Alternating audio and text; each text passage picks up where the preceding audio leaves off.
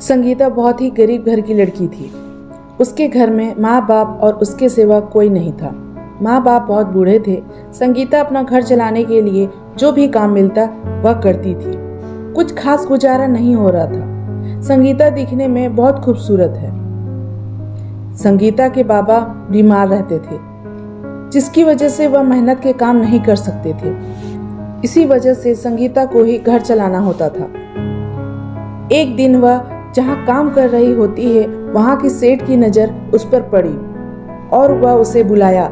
कहा, तुम बहुत खूबसूरत हो, मेरे साथ एक रात बिताओ, मैं तुम्हें बहुत पैसे दूंगा। संगीता ने गुस्से से कहा, साहब काम करते हैं पैसे के लिए ताकि घर चले, पर इसके लिए ऐसा काम नहीं, मैं नहीं कर सकती। वह कहते हुए जाने लगी। तभी सेठ ने कहा, ठीक है, पर कभी पैसे की जरूरत हो तो आ जाना। वो कुछ ना बोली और वहां से रोती हुई चली गई।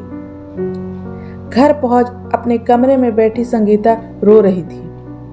तभी उसकी माँ आई और बोली, बेटी क्यों रो रही हो? संगीता ने कहा, माँ, लोग हम गरीबों को क्यों गंदी नजर से देखते हैं? गरीब हैं तो क्या हमारी कोई इज्जत नहीं है? माँ ने कहा, क्या करें बेटी, यह दुनिया ऐसी ही है, पर तुझे इस गंदी दुनिया से बचकर अपनी आबरू बचा कर रखना है। संगीता ने कहा, माँ तुम परेशान न हो, मैं ऐसा कुछ नहीं करूँगी। माँ सुबह सुबह जल्दी उठ गई थी। उसकी तबीयत कुछ ठीक नहीं थी। तभी संगीता ने कहा, क्या हुआ माँ?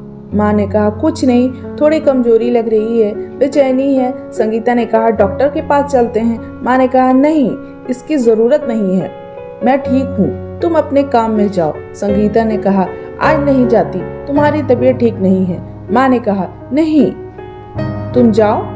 तभी बाबा ने कहा, मैं हूं ना बेटी, तू जा, मैं देखता हूँ तेरी माँ को।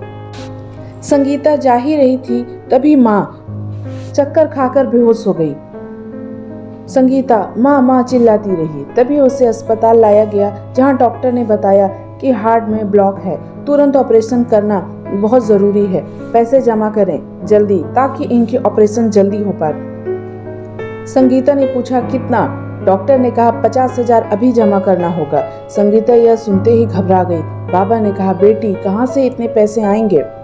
संगीता बोली, मैं देखती हूँ बाबा, आप यहाँ माँ का ख्याल रखिए। संगीता ने अपने सभी पहचान वालों को फोन किया, पर सब ने मना कर दिया।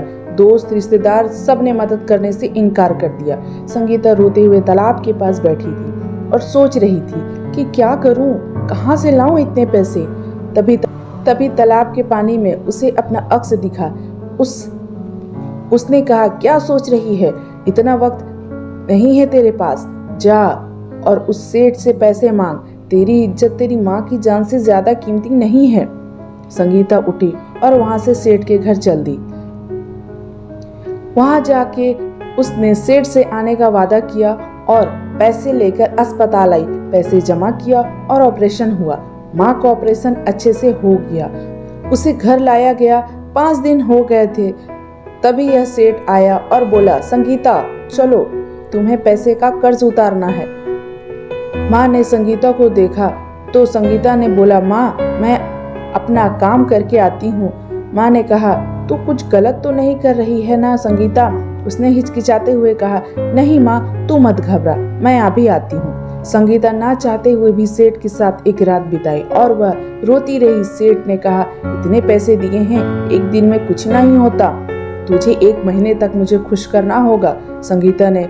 संगीता ने सर हाँ में हिलाया और रोती हुई वहां से निकल गई। रास्ते भर सोचती रही, आज मैंने अपनी इज्जत आबरू सब गवा दी, सब खत्म हो गया, माँ से किया वादा टूट गया। संगीता जैसे ही घर पहुंची, बाबा चिल्लाते हुए बाहर आए, संगीता देख तेरी माँ को क्या हो गया। संगीता ने देखा, माँ बेसुध पड़ी थी, उसकी सांसें नहीं चल रही थी। डॉक्टर ने भी बाबा से कहा, अब यह नहीं रही। संगीता के तो जैसे पैरों तले जमीन खिसक गए थे। वह तो समझ ही नहीं पा रही थी क्या हो गया, सब खत्म हो गया। संगीता ने खुद को संभाला और माँ का क्रियाक्रम किया, जिसके लिए उसे सेठ से फिर पैसे लेना पड़ा। अब संगीता जैसे कि सेठ की गुलाम हो चुकी थी। वह रोज संगीता के जिस्मों से खेलता, पर संगीता उफ न करती। धीरे धीरे दिन बीत गए। संगीता का जीवन बदल गया था, पर उसके जीवन में कोई भी अच्छे पल नहीं थे। तभी एक जमींदार का लड़का आया जिसका नाम अमर था। वह बड़ा आदमी था। उसके परिवार में उसके अलावा और कोई भी नहीं था। रास्ते में अमर की नजर संगीता पर पड़ी और उसे पहली नजर में ही संगीता से प्यार हो गया। इस तरह अमर संगीता को रोज रास्ते पर आते जाते देखता था।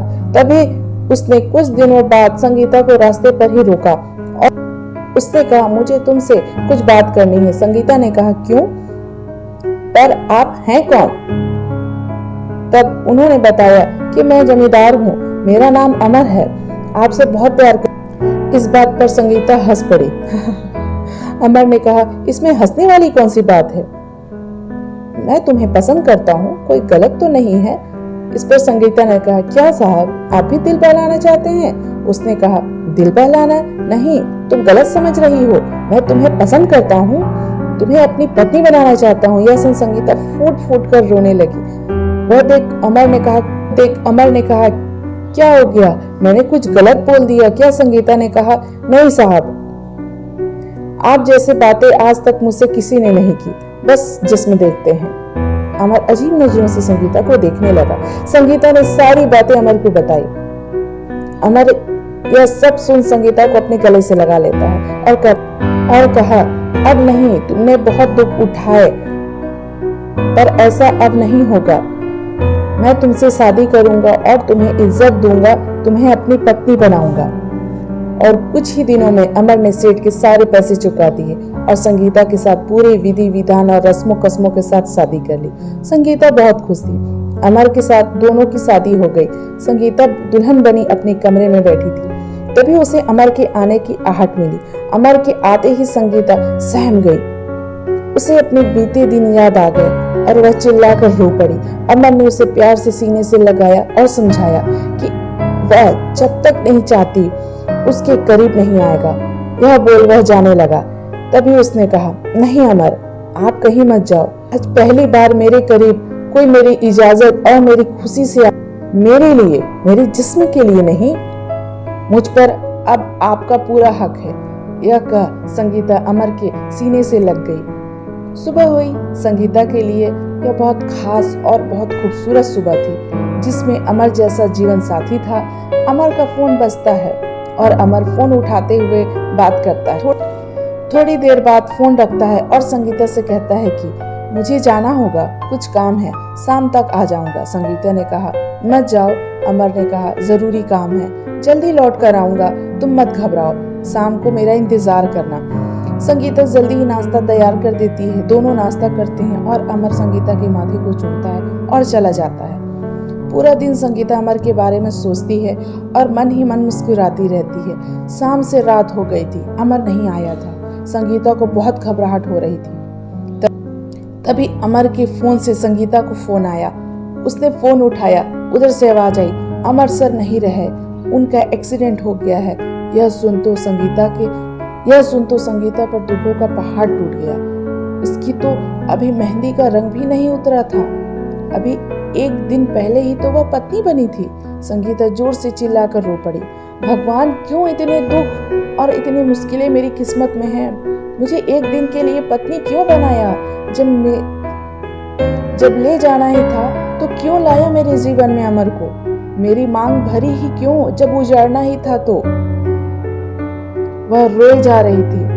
वह कभी हाथों की मेहंदी को तो कभी मांग में लगे सिंदूर को देखती, कभी अपने हाथों की लाल चूड़ियों को देखती और चीख चीख कर रो पड़ती। अमर नहीं रहा, लेकिन संगीता ने उम्मीद नहीं छोड़ी। संगीता बुद्ध बनी हुई थी, न हंसती थी न रोती थी। तभी अचानक से संगीता की तबीयत खराब हो गई। डॉक्टर बुलाया तो मालूम चला कि वह माँ बनने वाली है। यह सुन संगीता अमर को याद कर रो पड़ी।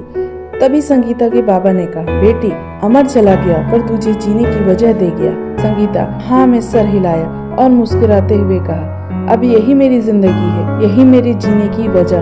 अमर अपनी पूरी दौलत संगीता के नाम पहले ही कर चुका था। अब संगीता बच्चे के लिए सिर्फ जिए जा रही थी। तो कैसी लगी मेरी स्टोरी?